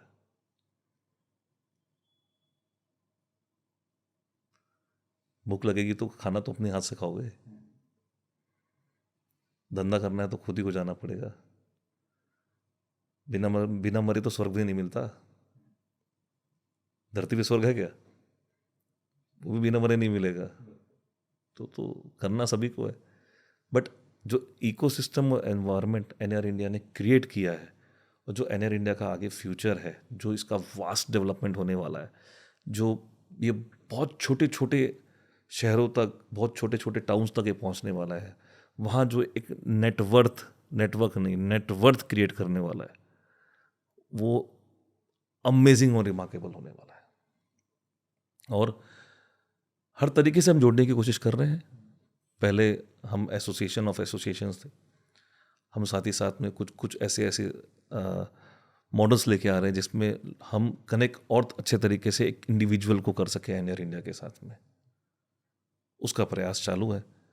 We recently brought in the subscription model of membership, जिसमें वो जहाँ पर में कोई एसोसिएशन नहीं है और वो एनआर इंडिया के साथ जुड़ना चाहता है तो वो जुड़ सकता है, तो वो भी हमने लेके आया है। NAR India is also educating realtors. उनके कुछ कोर्सेज भी हैं that I was going through, कुछ मुझे पता चला। सो उसके बारे में भी मैं कुछ चाहता हूँ कि अगर आप बताएं तो for the audience it would be better to know कि किस तरीके की एजुकेशन में भी NAR इंडिया किस तरीके से हेल्प आउट कर रहा है। सर ज्ञान ही सब कुछ है। अच्छे अच्छे बड़े बड़े तो जो है ना आखिरी दम तक ज्ञान लेकर ऊपर गए हैं। NAR India is very very aggressively focusing on, again जैसे मैंने बोला, नॉलेज, लर्निंग, एजुकेशन, ट्रेनिंग। और इसके लिए मल्टीपल, मैं एक क्या बताऊँ, इतने बताऊँगा 1 घंटे का पॉडकास्ट भी आपका कम पड़ जाएगा। एनआर इंडिया इतनी सारी चीज़ें कर रही है। रिसेंटली CRS कोर्स हमने यूएस के साथ में किया, सर्टिफाइड रियल रेसिडेंशियल कोर्स किया। बहुत अच्छा उसका रिस्पॉन्स रहा, बहुत अच्छी उसमें ट्रेनिंग और लर्निंग मिली। हमारा एनआर इंडिया रूट करके, है ना, रूट करके भी अपना एक कोर्स है जो महारेरा के साथ में ट्रेनिंग होती है, जो महारेरा में जो कंपलसरी आपको एक कोर्स करना पड़ता है, तो उसमें 5 टोटल मेंबर्स, उसमें भी एनआर इंडिया एक रजिस्टर्ड है। एनआर इंडिया का एक विंग है रियल स्टेट एजुकेशन का, that is Indian institute of real estate, Indian institute of real estate, वो भी एक है। तो उसके साथ में कई तरह की चीज़ें चल रही है। तो time to time there are lot of learnings and knowledge and sessions and seminars and workshops is been done by NR India. आपको जुड़ना पड़ेगा, हर जगह आना पड़ेगा।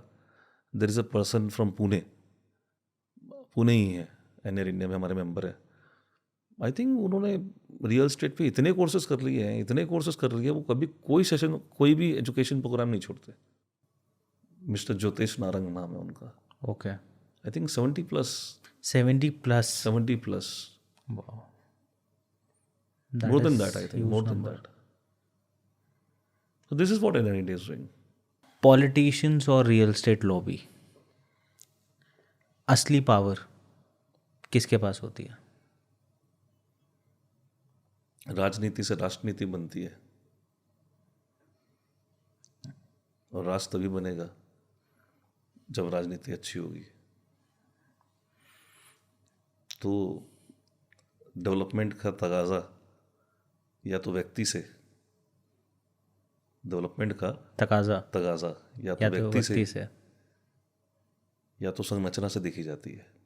तो संरचना किस शहर की, किस राज्य की या किस देश की, उसके राजनीतिक पहलू पर ही डिपेंड करती है। तो ये कभी भी एक दूसरे से परे नहीं हो सकते। Politics is very very very very very very deeply connected in each and every aspects of real estate. अब इसका मतलब आप कुछ भी नहीं कर। तो फिर एक चीज़ और है, दैट इज़ पॉलिटिशियंस और बिल्डर्स, असली पार्टनरशिप इन दोनों की जब बात करते हैं तो कितनी गहरी होती है? असली पार्टनरशिप बिल्डर की और पॉलिटिशियन की कितनी गहरी होती है? देखो, मैं आपको एक बात बोलता हूँ, यहाँ पर बहुत अलग सोच है। आपको लगता होगा बिल्डर बनाता है शहर को या बिल्डर बनाता है एक क्षेत्र को, बॉस एक पॉलिटिशियन बनाता है क्षेत्र को। एक पॉलिटिशियन की सोच पे डिपेंड करती है कि वो जिस एरिया को चाहे उस एरिया को उठा दे और जिस एरिया को चाहे उस एरिया को नीचे कर दे। सब उनके हाथ में है, क्योंकि जब तक वहाँ पर इंफ्रास्ट्रक्चर नहीं लेके आएगा, डेवलपमेंट नहीं लेके आएगा, पॉलिसीज वैसे नहीं लाएगा, सपोर्ट सिस्टम वैसा प्रोवाइड नहीं करेगा, तब तक बिल्डर क्या करेगा। वेरी वेल कनेक्टेड दोनों। तो ये कहना गलत नहीं होगा, एक पॉलिटिशियन की वजह से बहुत सारे बिल्डर्स बन जाते हैं, because he is not supporting the builder directly, he may not, but indirectly, because जैसे अभी आपने बोला कि इंफ्रास्ट्रक्चर है वो है, तो कोई एक रोड निकल गई खेत के बीच में से, उन्होंने खेत बेचा, पैसा आया, बिल्डिंग बनाई, उससे पहले वो एक ज़मींदार थे और अब वो बिल्डर बन चुके हैं। बुराई क्या है? कोई बुराई नहीं, धंधा है, बुराई क्या है? फैक्ट। इट्स एन इवोल्यूशन ना, yes, it's an evolution, 100%। 100% evolution. 100%। तो एक पॉलिटिशियन का role in making a builder more builder kind of thing. Politician again फिर बोलता हूँ, वो बिल्डर नहीं बना रहा है, वो बिल्डर नहीं बना रहा है। पॉलिटिशियन तो एरिया बना रहा है। अब इसको दूसरे तरीके से ले लो, चलो आप बोलते हो बिल्डर बना रहा है, तो बिल्डर बना रहा है तो भी तो एरिया बन रहा है ना। बन रहा है, बिल्कुल बन रहा है। तो बुराई क्या है? अच्छा ही है ना, अच्छा है। कोई बुराई नहीं है। बट ऐसा नहीं है। एक चीज़ बहुत अच्छे से बोलना चाहूँगा, अगर अथॉरिटीज चाहे तो बहुत अच्छा डिलीवरी एंड डिलीवरेबल्स दे सकती ही है, खुद भी मल्टीपल, जैसे अपन हाउसिंग बोर्ड्स या ये सब जो डेवलपमेंट अथॉरिटीज़ देखते हैं, ये जब ये लोग अपने खुद के अपार्टमेंट्स या ये सब चीज़ें बनाते हैं, वो भी अच्छे बन सकते हैं।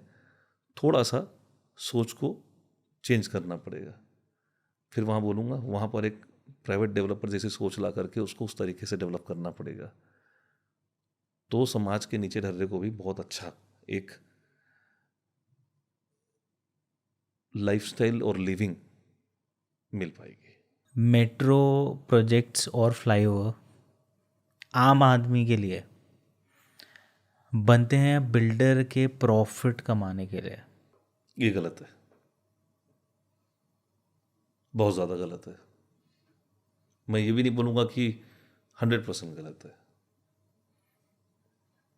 कुछ का कहीं का होता होगा। Not everywhere. हाँ, नॉट एवरीवेयर। नहीं भाई, कोई चीज़ जो है 10 किलोमीटर बननी है तो 11 बन गई, 1 किलोमीटर कहीं और मुड़ गई, आधे किलोमीटर कहीं और मुड़ गई, क्या फ़र्क पड़ता है? बन रही है, that is more important. That is more important. सोचना ये चाहिए कि जब तक लैंड का शेप चेंज नहीं होगा तब तक डेवलपमेंट नहीं आएगा। एक लैंड जब तक कन्वर्ट नहीं होती है तब तक उसमें कोई विकास नहीं आ सकता। विकास पैदा थोड़ी होगा, विकास करना पड़ेगा, और जब करोगे तो कहीं ना कहीं चीज़ें होती है, गलतियां भी होंगी, कोई तकलीफ नहीं है उसमें।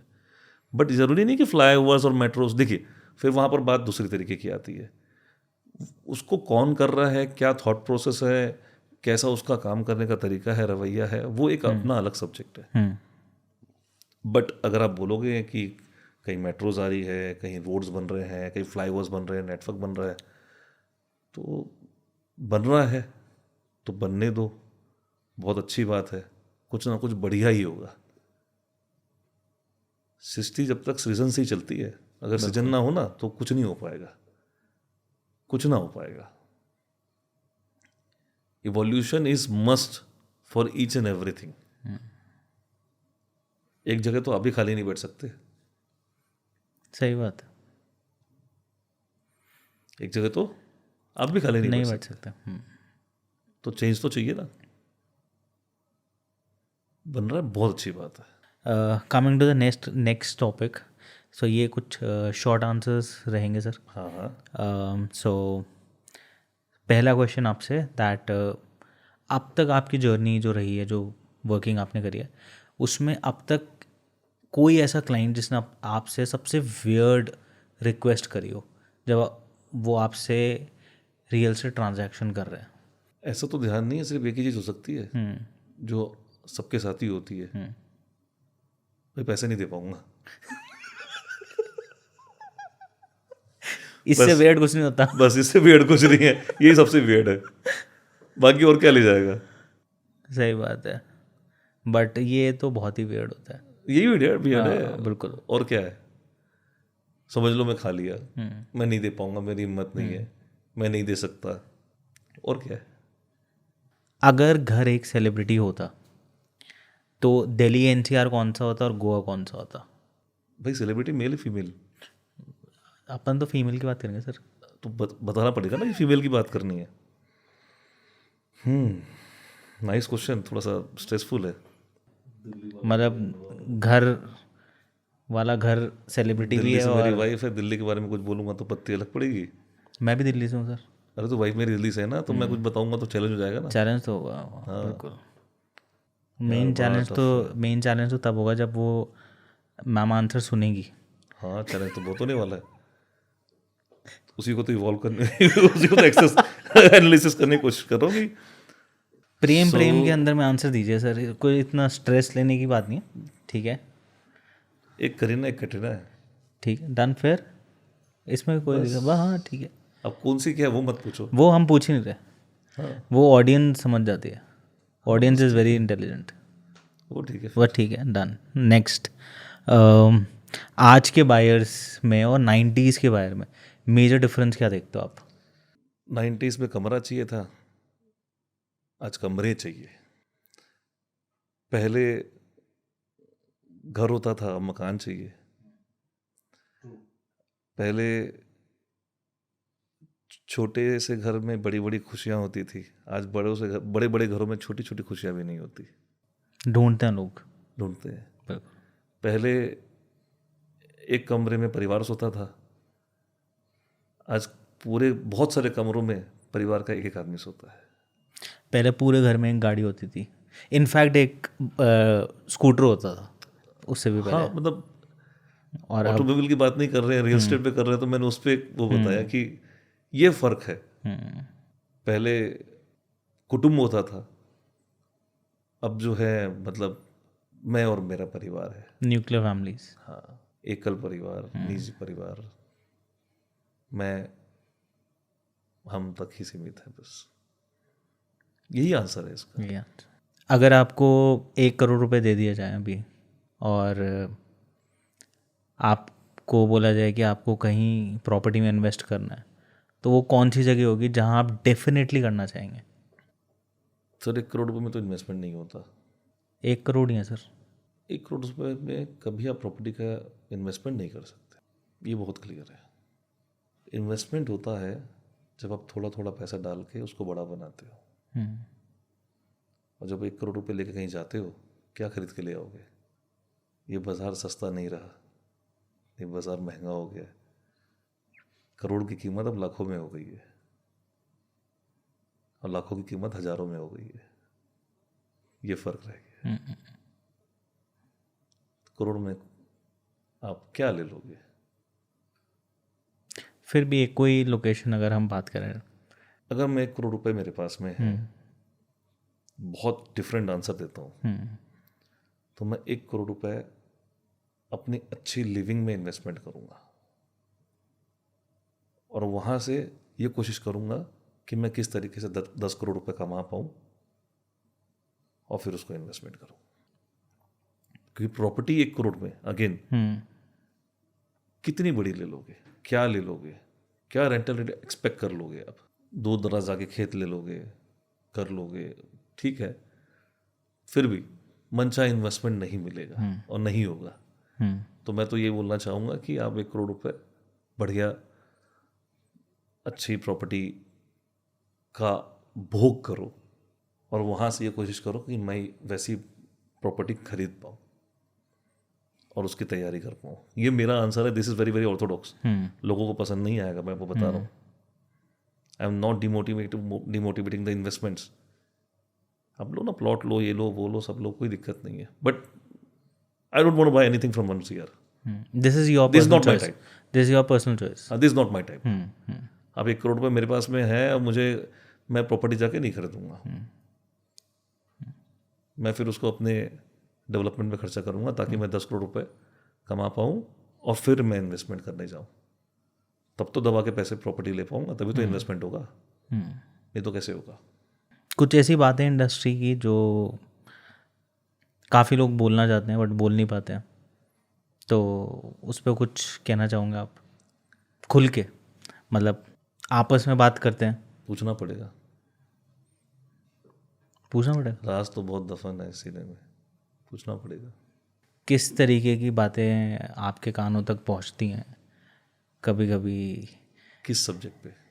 रियल स्टेट इंडस्ट्री, बेसिक, मतलब कि जब हम कहीं किसी से बात कर रहे हैं, किसी कहीं गुजर रहे हैं, और industry specific related topic, to be very frank, तो कुछ अच्छी बातें भी सुनाई देती हैं तो अच्छा लगता है, प्राउड फील होता है। बट जब कुछ ऐसी बातें सुनाई देती हैं या किसी से सुनने को मिलती हैं तो वो ऐसा लगता है कि वाई, क्यों ऐसा सोच रहे हैं लोग।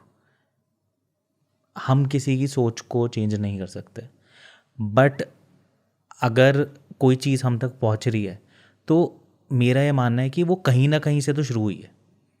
तो अगर हम उसमें 0.1% भी कोशिश कर सकते हैं कि मेरे को ये कभी सुनने को मिला और फिर मैंने ये चीज़ करी, it is just that kind of question. Girls की लैंग्वेज में गॉसिप सर, गॉसिप तो नहीं बोलूँगा, पर रियल स्टेट गॉसिप्स, कुछ मैं टर्मिनोलॉजीज। एक बात बोलना चाहता हूँ कि ये हकीकत है कि रियल स्टेट बगैर लैंड के नहीं होता, और लैंड बगैर किसी किसान के नहीं मिलती। ट्रू। ठीक है, अधिकतर ये देखा गया होगा कि अच्छे पैसे लोगों को मिल जाते हैं, पर लोगों को कई बार पैसे नहीं मिलते, किसानों को ज़मीनों की वो वैसे दाम नहीं मिलते जो उनको मिलना चाहिए, या उनसे उस तरीके से चीज़ें दबा के करके ली डीलिंग जाती प्रॉपर नहीं है, होती। डीलिंग प्रॉपर नहीं की जाती है, या उनको सही वैल्यूएशन नहीं प्रेशराइज मिलती है। करके और अलग अलग तरीके से करके करते हैं। स्पेशली इसमें बहुत बड़ा रोल रहता है एडवाइज़र का। अगर एडवाइज़र अच्छे से वहाँ पर में हेल्प करे और उनको उनके ज़मीन की सही कीमत दिलवाए और फेयरली टाइमली पेमेंट दिलवाए, ये एक प्रैक्टिस होनी चाहिए। और फिर वही बोलूँगा कि कौन ज़मीन बेचना चाहता है? ना इंसान ना किसान। कोई एक आम इंसान भी जो है ज़मीन बेचना नहीं चाहता, ना किसान भी बेचना नहीं चाहता। आदमी ज़मीन बेचता है सिर्फ दो, या तो मजबूरी में, ठीक है, या फिर उसको कहीं और मूव करना होता है, इन्वेस्टमेंट। तो अच्छी डील करी जाए, फेयर डील करी जाए, एथिकल डील करी जाए। बाकी रियल एस्टेट के गॉसिप्स तो बहुत हैं। बुलिश मार्केट क्रिएट करके लोग काम करते हैं, लोग उस बुलिश मार्केट में फंसते हैं, ट्रू। बुलिश मार्केट का एनवायरनमेंट बनाया जाता है। उस पर ध्यान देना चाहिए, बचना चाहिए, फेयर ट्रेड प्रैक्टिसेस में जाना चाहिए, जितना हो सके ऑथेंटिक और गवर्नमेंट को सपोर्ट करते हुए काम करना चाहिए। देखो, कितना भी कर लो और कितना भी बोल लो, चलना तो सरकार के हिसाब से ही है, 100%। और चलना तो सरकार के अंडर में ही है। ठीक है, आप जितना सपोर्ट करोगे, ये मान के चलना कि वो किसी ना किसी रूप में आप तक वापस पहुंचेगा। कितना भी परसेंट पहुंचे ये इंपॉर्टेंट नहीं है, पहुंच रहा है ये ज़्यादा इंपॉर्टेंट है। आपका पैसा आपकी इकनॉमी में रहे, आपके देश में, राज्य में, क्षेत्र में रहे, ये ज़्यादा इंपॉर्टेंट है। इससे बड़ी बात कुछ नहीं हो सकती। स्टार्टिंग ऑफ द पॉडकास्ट में भी आपने इसी से स्टार्ट किया बस पैसा जो है ना, यही लगता रहेगा, रोटेट होना चाहिए वहीं पैसा की बस वहीं। यही लगता रहना चाहिए। पैसा जब बाहर जाता है तो वो आपको नहीं दूसरों को बनाता है। लक्ष्मी हमारे घर में ही रहे। रियल स्टेट में भी आपको ऐसा लगता है कि दैट कहीं ना कहीं नैरेटिव को सेट किया जाता है, कई बार परसेप्शंस को सेट किया जाता है रिगार्डिंग, जैसे मार्केट ट्रेंड्स हो गया, अप्स एंड डाउन्स हो गया, you have bullish and recession वाला पार्ट हो गया, there are some reports that comes from really big giants, they call them from the real estate industry, और वो कुछ ऐसी रिपोर्ट्स पब्लिश करते हैं जिसकी वजह से या जिसके एक लाइन लिखने से जिसमें कहीं ना कहीं किसी ना किसी एक शहर, बुलवा रहे हो सर बुलवा सकते हैं, अब तो फ्लो चल रहा मीडिया का बहुत बड़ा रोल है। प्रिंट का था, फिर डिजिटल का था, अब सोशल का है। मीडिया बना सकता है, बिगाड़ सकता है कभी भी। मीडिया के हाथ में बहुत कुछ है। मीडिया अपना काम बस अच्छे से करे तो फेयरली हर चीज़ अच्छे से होगी। ये बहुत इम्पोर्टेंट है। बुलिश मार्केट क्रिएट करने का कितनी देर लगती है, कितना देर? 10 लोग एक ही बात करेंगे तो आप भी मान जाओगे कि नहीं, ठीक बोल रहे हैं। तो जब आप नैरेटिव सेट करने की बात कर रहे हो, आप कंटिन्यूसली किसी एरिया के बारे में पुश करोगे, किसी एक पर्टिकुलर व्यक्ति के बारे में, किसी डेवलपर के बारे में या किसी चीज़ के बारे में पुश करोगे, तो एक नैरेटिव सेट होता है। तभी तो पीआर एजेंसियाँ काम करती है ना। What is PR? यही तो करती है, यही तो काम है, image building. Image building, true. तो उसके बाद न्यूज़ चैनल वगैरह आ गए, अब सोशल मीडिया, डिजिटल मीडिया आ गया। अब सोशल मीडिया में तो फिर कुछ भी हो सकता है, कुछ भी। आग से खेल रहे हैं हम लोग। Social media is controlling us. अगर मैं आपको दूसरे तरीके से बोलूँ, so they are also controlling our behaviour. Yes, they are. आप ध्यान से देखोगे तो people are majorly facing nowadays a heavily mood swings because of this reels continuously जो आप देखते हो। वो पल पल में कुछ कुछ नया नया दिखाते जाता है, वहाँ से आपका हर पल एक मूड में स्विंग आता है। इस पर मैं एक चीज़ और ऐड अप करना चाहूँगा, because we come from the industry. तो जनरली ये चीज़ होती है कि अभी जैसे मैं आपके साथ बात कर रहा हूँ और आजकल सबके पास में स्मार्टफोन होता है, तो स्मार्टफोन पड़ा है, so he listens, your phone is listening everything. Definitely. And मैंने यहाँ बात करी कि मेरे को नया एप्पल आईफोन 17 प्रो ख़रीदना है, या मैं आपसे बात कर रहा हूँ और मैंने एप्पल आईफोन 17 प्रो की बात करी। The moment we'll finish this episode, we'll be to our places, मैं सोशल मीडिया का वो ऐप ओपन करूँगा, उसके बाद में मैं कुछ स्क्रॉल कर रहा हूँ, सर्टनली एंड सडनली मेरे पास में बहुत सारी रील्स आनी स्टार्ट होगी रिगार्डिंग एप्पल आईफोन 17 प्रो। मेरा परसेप्शन, मैंने सिर्फ सोचा कि मैं शायद ले सकता हूँ, बट वो ये कह रहे हैं कि ये आपको ले लेना चाहिए क्योंकि हम आपको दिखा रहे चलो हैं। मैं आपको दूसरे तरीके से बोलता हूँ। ये बात को मानना पड़ेगा और ये समझना पड़ेगा। आपको, हर व्यक्ति को, आपको मतलब बोलने से हर व्यक्ति को, आप अपने आप को बहुत अच्छे तरीके से जानते हो। आपको आपसे भी ज़्यादा आपका फ़ोन पहचानता है, बिल्कुल ट्रू है। आपसे ज़्यादा आपको आपका फ़ोन पहचानता है ना। आपका लाइफ पार्टनर, ना आपकी फैमिली, ना कोई भी नहीं। लाइफ पार्टनर से ज़्यादा सर आजकल ना जोमेटो पहचानता है। जोमेटो तो नहीं बोलूँगा, पर आपका फ़ोन आपको बहुत अच्छे तरीके से जानता है, क्योंकि वो आपको हर समय सुन रहा है, आपके बिहेवियर का एनालिसिस कर रहा है, आपको कहीं ना कहीं किसी न किसी रूप में कंट्रोल करने का प्रयास भी कर रहा है। आज आपका फ़ोन बंद नहीं होता, आप फड़फड़ा जाते, बोलते हैं ना अपन कि चार्जर चाहिए, बंद हो गया, ये चाहिए, वो चाहिए।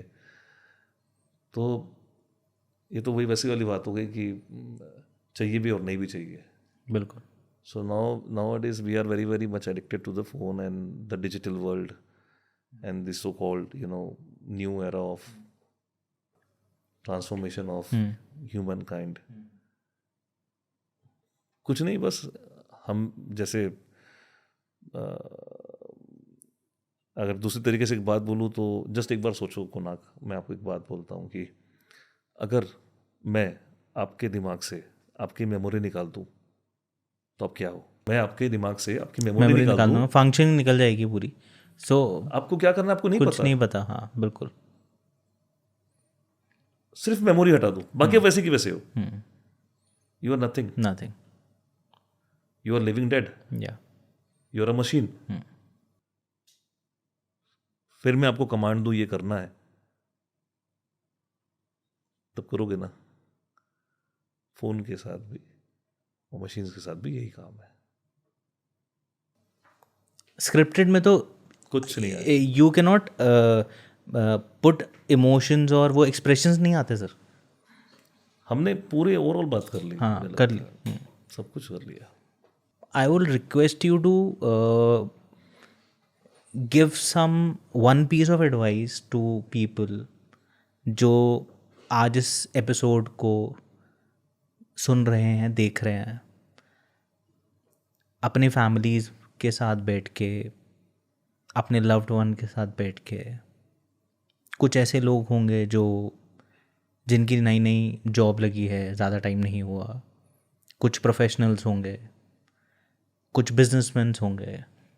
इस पॉडकास्ट से उनको एक ऐसी सीख, एक ऐसी इन्फॉर्मेशन, एक ऐसी पीस ऑफ एडवाइस मिलनी चाहिए जिससे उनके आसपास में काम कर रहे जितने रियलिटर्स हैं उनको देखने का नज़रिया चेंज हो, और एक जो मूवमेंट NAR इंडिया चला रहा है उसकी इम्पोर्टेंस को वो समझें। एंड आपके हिसाब से ऐसी क्या चीज़ें हैं जो उन लोगों को करनी चाहिए so that they can get the maximum outcome from the investment they have made or they are in process of making? बहुत लंबा क्वेश्चन है भाई। इसके बहुत सारे एस्पेक्ट है। पहली बात तो ये है कि पहले आपको वो काम नहीं करना चाहिए जो आपको नहीं आता। काम की बात मतलब वैसा इन्वेस्टमेंट्स, ठीक है, जो आपका बीपी बढ़ाए। मैं किसी बिजनेस प्रोफेशन या किसी उसकी बात नहीं कर रहा हूँ। आपने आजकल देखा होगा यंगस्टर्स मेजरली जो है वो स्टॉक ट्रेडिंग की तरफ भग रहे हैं। Yes, ठीक है, सबसे बड़ा चैलेंज है ये, क्योंकि मोबाइल में उनको तुरंत करने के लिए ऑप्शंस मिल गया है कि तुरंत वो कर लें। But it's a purely Gamble. अगर मैं बोलूँ, जेन्युइनली बोलूँ, आप लॉन्ग टर्म इन्वेस्टमेंट करो, करना है तो शेयर मार्केट पे, पर शॉर्ट टर्म इन्वेस्टमेंट्स में जब आपको नहीं आता और आप टाइम नहीं दे सकते, आपको नहीं करना चाहिए, क्योंकि उसके पीछे बहुत सारी लर्निंग और नॉलेज की ज़रूरत होती है। तो उनको सबसे पहले ज़रूरी है, जो यूथ आज पैसा कमा रहा है उसको प्रॉपर्टी लेनी चाहिए। मैं इन्वेस्टमेंट की बात नहीं करता, मैं बोल रहा हूँ प्रॉपर्टी लेनी चाहिए। प्रॉपर्टी क्यों लेनी चाहिए? अगर वो न्यूली मैरिड है तो जितना हो सके अपने परिवार को एक अच्छी लाइफस्टाइल देनी चाहिए। क्यों देनी चाहिए? Because we are on a fast moving world right now. आप उतना टाइम नहीं दे पा रहे हो परिवार को, तो अच्छा लाइफस्टाइल तो दो। कोविड ने सिखाया ना हमको कि घर एक सबसे बढ़िया जगह है जहाँ पर आप सेफ हो। ठीक है, आपको घर की अहमियत समझ में आई। एक व्यक्ति जो कमाता है, स्पेशली आदमी, अपने तो समाज में ये बोला ना, आदमी कमाता है। आजकल तो आदमी और औरत मिलकर कमा रहे हैं। आदमी कमाता है, पर जब वो घर में रहा तब उसको पता चला घर की अहमियत, कि मैं दिन भर घर में हूँ तो घर कैसा काटता है, घर में क्या होता है, क्या ज़रूरत है। उसके बाद से देखो अब मार्केट कितना तेज़ी से बूम आया कि नहीं आया? आया। क्यों आया? एंड रिजल्ट एनालिसिस करके देखना चाहिए कि मार्केट में इतना बूम क्यों आया। लोगों को सब ये पता चला कि घर की ज़रूरत कितनी ज़्यादा है, क्यों आपके लिए एसेट ज़रूरी है, क्यों आपके लिए प्रॉपर्टी ज़रूरी है। शेयर मार्केट ज़ीरो हो गया था, नीचे आ गया, सब कुछ बंद हो गया था क्या बचा? लोगों ने सर अपनी बैल्कनी की वैल्यू ही तब समझी थी। मैंने बोला ना आपको एक चीज़, तो वहीं से चीज़ें पता चली। तो अगेन, पहले इन्वेस्टमेंट नहीं, लाइफस्टाइल ज़रूरी है। अच्छा घर इन्वेस्टमेंट के लिए नहीं, रहने के लिए लेना चाहिए पहले। इन्वेस्टमेंट तो रियल स्टेट में मल्टीपल ऑप्शन आपको मिलते रहेंगे, आते रहेंगे, जाते रहेंगे, आते रहेंगे, जाते रहेंगे। पहले अच्छा रहने का, अच्छा खाने का, अच्छा सोने का, ये बहुत ज़्यादा ज़रूरी है। इन्वेस्टमेंट तो वो भी है ना, अगर अच्छा घर लोगे तो एक इन्वेस्टमेंट वो भी है। फिर बोलता हूँ, घर लेना है, मकान नहीं। घर वही है जहाँ परिवार खुश है। सो दिस इज़ मोर इम्पॉर्टेंट। वहीं पर साथ ही साथ में एक रियल्टर का रोल आता है कि रियल्टर अच्छा घर, अच्छी प्रॉपर्टी, अच्छा इन्वेस्टमेंट कहाँ हो सकता है, ये लोगों को एडवाइस करे, ना कि सिर्फ पैसे लेने की बात करे। So this is again more important on this. एक बात और बोलना चाहिए। यस। जिस प्रकार से प्रॉपर्टी की प्राइसेस अप्रिशिएट हो रही है, हुई है, उस प्रकार से लोगों की इनकम नहीं बढ़ी है। ये चीज़ को भी समझना पड़ेगा। क्या उतनी मल्टीफोल्ड लोगों की आय बढ़ गई है क्या? इनकम बढ़ गई है क्या? सैलरी बढ़ गई है क्या? जिस प्रकार से मल्टीफोल्ड रियल एस्टेट की वैल्यू बढ़ रही है। ये एक अलार्मिंग कॉल है। सैचुरेशन तो नहीं, स्टैग्नेशन ज़रूर आएगा कि चीज़ें एक समय में थोड़ा सा हल्का सा थमेगी। तेज़ी में भगना है पर बहुत तेज़ी में भग रहे हैं। So guys, this was Vikas Agarwal sir, unfiltered, raw. मैंने बहुत सारे रूप देखे हैं आपके अंदर। एक बहुत ही इमोशनल साइड, एक बहुत ही स्ट्रॉन्ग साइड, लाउड साइड मैंने आफ्टरनून में देखी थी, एंड एक बहुत intelligent and motivational side of him. And this is what I really like about him, that जो भी इन्होंने बोला ना वो सारा दिल से निकल रहा था, फैक्ट्स थे, कोई नथिंग पेपर्ड, नथिंग। हमको ये समझना है कि लाइफ जीनी कैसे है और उसको आगे चलाना भी कैसे है। और जब हम ऐसे लाइक माइंडेड लोगों के साथ बैठते हैं, उनसे बात करते हैं, उनके साथ चर्चा करते हैं, तो हमको उनसे बहुत कुछ सीखने को मिलता है कि शायद अभी हम कुछ भी नहीं कर रहे हैं जो एक्चुअली हमारे को करना चाहिए। So this is the time to change as he said. And I think कि अगर 0.1% भी हम लोग कोशिश करेंगे तो धीरे धीरे करके कलेक्टिवली सब लोगों का साथ रहेगा, we'll be able to achieve it. And thank you so much sir for giving your valuable time to us. Thank you so much कुनाक भैया। सबका सार्थक प्रयास ही सबके विकास की कड़ी है। अगर आपको ऐसे और इंटरेस्टिंग एपिसोड्स देखने हैं, सुनने हैं, तो हमारे चैनल को लाइक, शेयर और सब्सक्राइब करना ना भूलिए। अपना बहुत बहुत ध्यान रखिए। Thank you so very much. Good night.